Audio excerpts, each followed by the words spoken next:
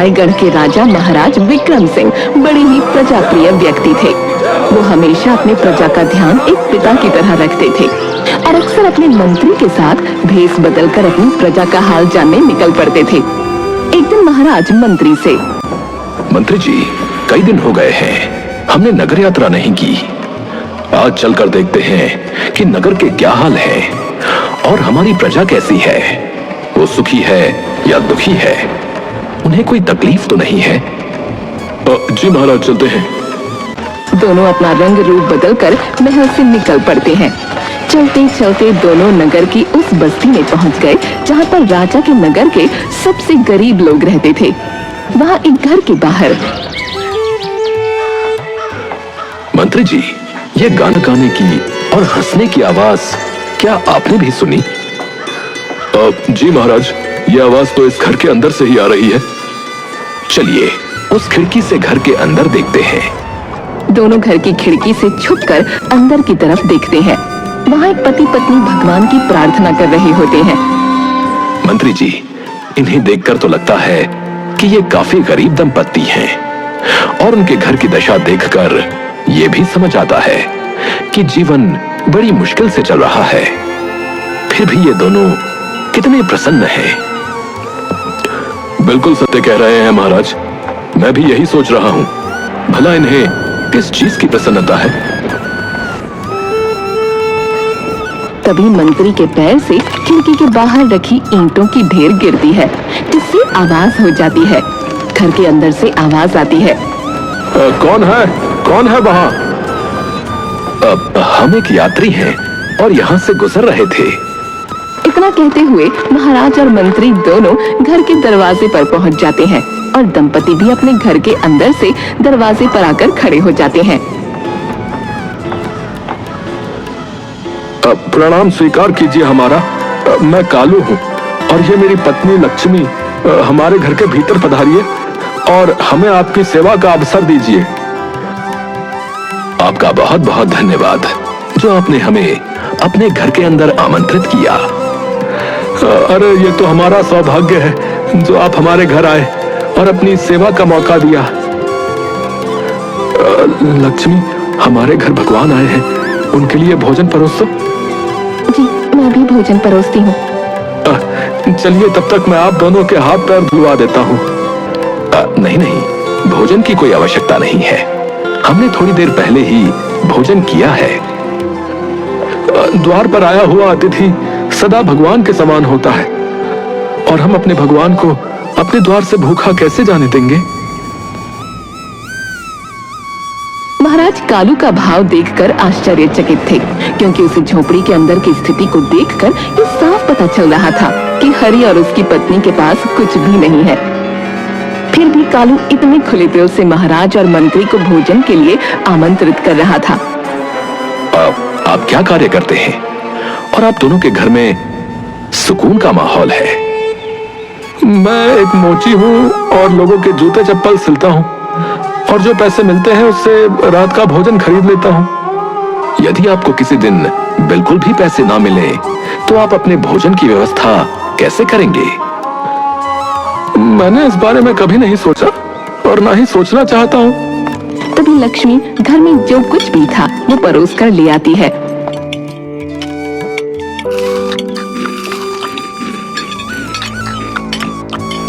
मैं ज्यादा पढ़ा लिखा तो नहीं हूँ, परंतु इतना अवश्य जानता हूँ कि यदि ईश्वर एक रास्ता बंद करता है तो कई दूसरे रास्ते हमारे लिए अवश्य खोल देता है और फिर सब कुछ वैसा ही होता है जैसा हमारे लिए सही होता है। महाराज और मंत्री दोनों ही बड़े आश्चर्यचकित थे।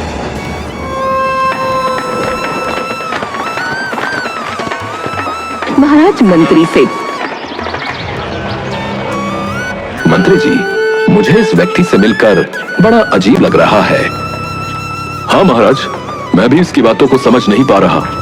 यह व्यक्ति अवश्य झूठ बोल रहा है। इसके पास कोई छुपा हुआ धन है।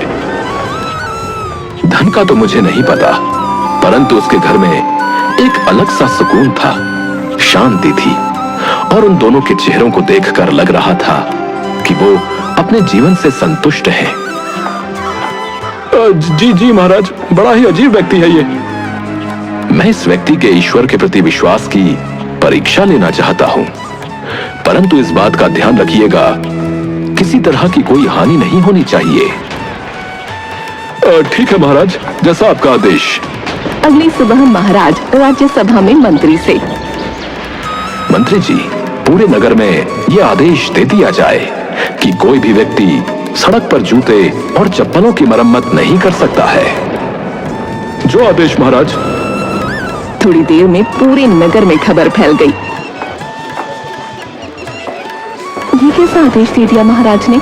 यदि हमारे जैसे और भी लोग सड़क पर जूते और चप्पलों की मरम्मत नहीं करेंगे तो हमारा घर कैसे चलेगा, हमारी रोजी रोटी कैसे चलेगी? लक्ष्मी, धैर्य रखो और बिल्कुल भी फिक्र मत करो। हमारे जीवन में पहले भी तो समस्याएं आई हैं। क्या हमें उन समस्याओं का समाधान नहीं मिला है? बताओ। मिला है, परंतु इस बार तो ये समस्या बहुत बड़ी लगती है। बिल्कुल फिक्र मत करो, सब कुछ ठीक वैसा ही होगा जैसे सब कुछ होना चाहिए। कालू नगर में इधर उधर कुछ काम की तलाश करने लगा। तभी उसे प्यास लगी। उसने देखा कि एक आदमी चौराहे पर बैठा लोगों को मटके से पानी पिला रहा था और लोग उसे कुछ पैसे दे रहे थे। कालू उस व्यक्ति के पास जाकर, भाई, क्या मैं आपसे एक प्रश्न पूछ सकता हूँ?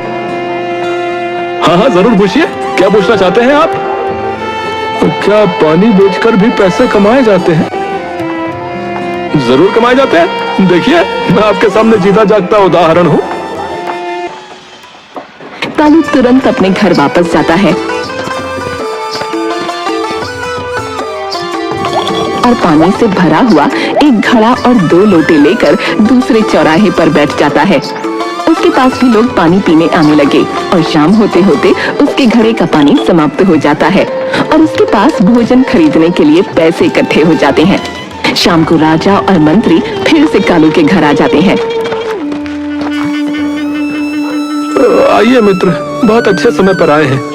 आइए, भोजन कीजिए।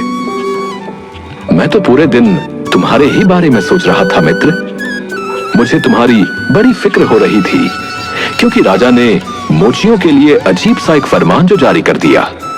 भला बताओ, अगर मोची सड़क पर जूते चप्पल नहीं बनाएगा तो कहां बनाएगा? जरूर राजा ने कुछ अच्छा ही सोचकर ऐसा आदेश दिया होगा। मुझे तो लग रहा था कि तुम कहीं और चले गए होगे, क्योंकि अगर तुम जूते चप्पल नहीं सिल पाओगे तो क्या करोगे? भोजन कैसे खरीदोगे? मित्र, ऐसा बिल्कुल भी नहीं है। मुझे मेरे ईश्वर पर भरोसा है। उन्होंने मुझे आज भी भूखा नहीं रखा। आप भी हमारे साथ भोजन कीजिए। भोजन? परंतु कल तो तुमने कहा था कि तुम दिन में जो कमाते हो उन पैसों से शाम का भोजन खरीदते हो।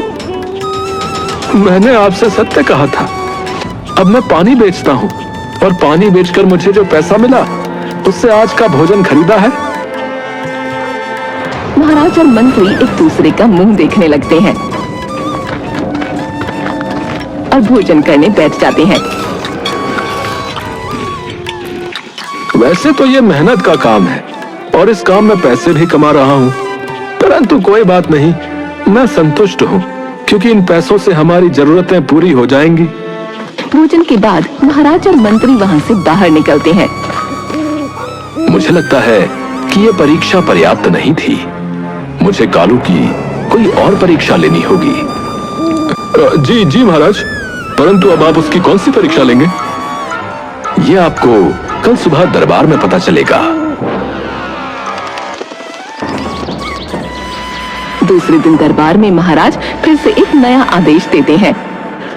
मंत्री जी, नगर में आदेश जारी करवा दिया जाए कि कोई भी व्यक्ति सड़क पर या चौराहे पर बैठकर पानी नहीं बेचेगा, क्योंकि पानी बेचना उचित नहीं है। उसके लिए मूल्य लेना गलत है। जी जी महाराज, जैसी आपकी आज्ञा। थोड़ी देर में पूरे नगर में खबर फैल गई। खबर सुनकर लक्ष्मी बोली, ये तो बड़ा ही अनर्थ हो गया, अब हम क्या करेंगे? कोई बात नहीं, तुम बिल्कुल फिक्र मत करो। अब मैं जूते तो नहीं सिल सकता, पानी भी नहीं बेच सकता, तो भी कुछ ना कुछ ईश्वर ने हमारे लिए जरूर सोच रखा होगा। तभी कालू की नजर एक लकड़हारे पर गई। वो उसके पास जाता है। भाई, यदि आप मुझे मेरे प्रश्न का उत्तर दें तो बड़ी कृपा होगी। हाँ, पूछो पूछो, क्या प्रश्न पूछना चाहते हो? क्या लकड़ियां बेचकर भी पैसे कमाए जा सकते हैं? जरूर कमाए जा सकते हैं, बस तुम्हें अपने हाथों को मजबूत रखना होगा, क्योंकि लकड़ियों को तोड़ने, काटने और उन्हें उठाकर एक जगह से दूसरी जगह ले जाने में हाथों को बड़ी मेहनत करनी पड़ती है। तुम्हारे हाथों में ताकत और पीठ मजबूत होनी चाहिए। कालू वहां से चला जाता है और रात के वक्त राजा और मंत्री फिर से कालू के घर पहुंच जाते हैं। कालू, तुम कैसे हो? मैंने आज फिर से राजा का एक नया फरमान सुना और फिर से मुझे तुम्हारी फिक्र हुई। अब तुम क्या करोगे? मुझे कोई फिक्र नहीं है, मैं पहले की तरह ही संतुष्ट हूँ। संतुष्ट हो? मैं समझा नहीं। तुम्हारे भोजन की व्यवस्था कैसे होगी? तुमने तो अपने भविष्य के लिए कुछ भी नहीं जोड़ रखा है। मैंने एक नया व्यवसाय शुरू किया है। नया व्यवसाय? कैसा नया व्यवसाय? मैंने लकड़ियां काटकर बेचना शुरू किया है और उसमें मुझे अच्छा पैसा मिल रहा है। काफी कुछ बदल गया है जीवन में, परंतु सब कुछ ठीक है। मैंने दिन भर लकड़ी काटकर इकट्ठा करके शाम को बाजार में बेच दिया और जो पैसा मिला उससे चावल और खाने की अन्य सामग्री ले आया। राजा को बड़ा आश्चर्य हुआ और वो बिना भोजन किए ही कालू से विदा लेकर निकल जाते हैं। महाराज मंत्री से, मंत्री जी, बड़े आश्चर्य की बात है, कालू इस परीक्षा से भी बाहर निकल गया। मुझे लगता है अब मुझे कोई और परीक्षा लेनी होगी। महाराज, अब आप उस गरीब मोची को उसके हाल पर छोड़ दीजिए। ऐसे कैसे? मुझे पता करना ही होगा, और यदि वो जो कुछ कहता है या जो कुछ हमें दिखता है बस वो सत्य है, तो ये हमारे लिए बहुत ही काम की चीज है। हमें इसके बारे में अवश्य पता होना चाहिए। अगले दिन महाराज ने एक नई घोषणा कर दी। सभी लकड़हारों को राज्य के रक्षक दल में शामिल किया जाएगा। अब कालू राजा के महल के बाहर हाथ में तलवार लेकर पहरा दे रहा था। कुछ समय बाद कालू अपने दल के प्रमुख के पास जाता है। सरकार, हमें दिहाड़ी कब मिलेगी? आपको वेतन माह के अंत में मिलेगा। यहाँ आपको रोज की दिहाड़ी नहीं मिलेगी। कालू के साथ वहाँ अन्य लकड़हारे भी थे। अरे ये तो बड़ा अनर्थ हो जाएगा। हम पूरे माह क्या करेंगे? अपने परिवार को कैसे संभालेंगे? दल के प्रमुख ने कोई उत्तर नहीं दिया और वहाँ से चला गया। कालू शाम को बिना सामान लिए घर पहुँचता है और लक्ष्मी को सारी बात बताता है। अब हम क्या खाएंगे? हमारे पास तो रात के लिए एक दाना भी नहीं है और न ही पैसे हैं। हम क्या करेंगे जी? कालू कुछ समय मौन रहता है और अगले ही पल कालू लक्ष्मी से बोला, तुम फिक्र मत करो, मैं अभी पैसों का इंतजाम करके वापस आता हूँ। कालू अपनी चांदी की तलवार एक सुनार के यहाँ बेच देता है और उन पैसों से एक माह के लिए भोजन पकाने का सामान लेकर वापस आता है। लक्ष्मी, ये एक माह के लिए भोजन की सामग्री है। अब जब एक माह बाद वेतन मिलेगा तब हम उस वेतन से अगले माह के लिए भोजन का इंतजाम कर लेंगे। लक्ष्मी खुशी खुशी भोजन पकाने लगती है और दूसरी तरफ कालू लकड़ी से एक सुंदर और हूबहू वैसी ही तलवार बनाने बैठ जाता है जैसी उसने बेची थी। तभी राजा फिर से आता है और उस समय कालू खुशी से गाना गा रहा था।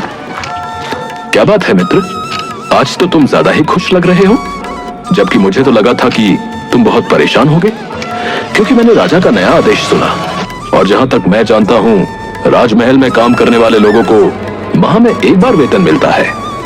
अब तुम एक माह तक क्या करोगे? कैसे भोजन करोगे? मित्र, मैंने चांदी की तलवार बेचकर एक लकड़ी की तलवार बना ली। अब भी सब कुछ वैसा ही है जैसा होना चाहिए। सब कुछ ठीक है और आपका बहुत बहुत धन्यवाद जो आप मेरी इतनी फिक्र करते हैं। राजा और मंत्री कालू से विदा लेकर महल वापस आ जाते हैं। राजा मंत्री से, मुझे अभी भी इस व्यक्ति के ईश्वर पर अटूट विश्वास पर संदेह हो रहा है। कल मुझे इसकी एक और परीक्षा लेनी होगी। दूसरे दिन महाराज कालू के प्रमुख को आदेश देते हैं कि वो हरि से गर्दन काटने को बोले। कालू का प्रमुख कालू से, तुम अपनी तलवार लेकर चलो, तुम्हें आज से शाही जल्लाद बना दिया गया है और महाराज ने एक चोर को मृत्यु की सजा सुनाई है। तुम्हें अपनी तलवार से उसकी गर्दन को अलग करना होगा। मैंने कभी किसी का सर नहीं काटा और मैं ये करना भी नहीं चाहता हूँ। क्या इस कार्य से बचने का कोई विकल्प नहीं है? नहीं, ये महाराज का आदेश है और उनके आदेश का पालन तुम्हें अवश्य करना होगा। प्रमुख कालू को नगर में चौक पर ले गया, जहाँ पहले से काफी लोगों की भीड़ जमा थी और एक व्यक्ति रस्सी से बंधा हुआ खड़ा था।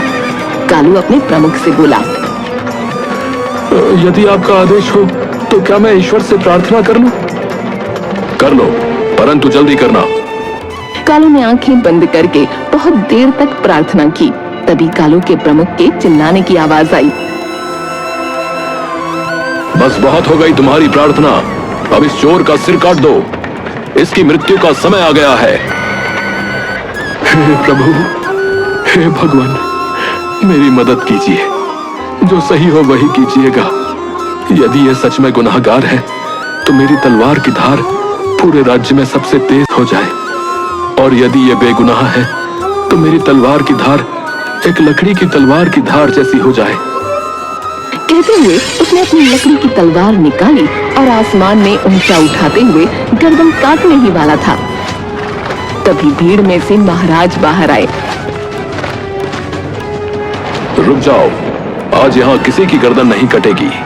महाराज हंस रहे थे क्योंकि वहाँ सच में कोई चोर था ही नहीं।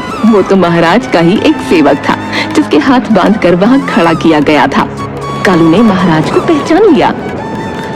अरे, आप तो वही यात्री हैं, मतलब आप यात्री नहीं एक राजा हैं। और तुम एक समझदार और ईश्वर में विश्वास रखने वाले व्यक्ति हो। आज से हम तुम्हें अपना शाही सलाहकार नियुक्त करते हैं। महाराज, मैं एक गरीब मोची हूँ और वो भी पढ़ा लिखा नहीं हूँ। मैं आपको क्या सलाह दूंगा? आप मुझे सलाहकार बना रहे हैं। मैंने तुम्हारे बारे में बहुत सोचा, तुम्हारी हर तरीके से परीक्षा ली, परंतु तुम एक बुद्धिमान मोची, एक आभारी जलवाहक, एक धन्य लकड़हारे, एक विनम्र शाही रक्षक और एक ऐसे जल्लाद हो जो किसी बेगुनाह पर अपनी तलवार नहीं उठाएगा।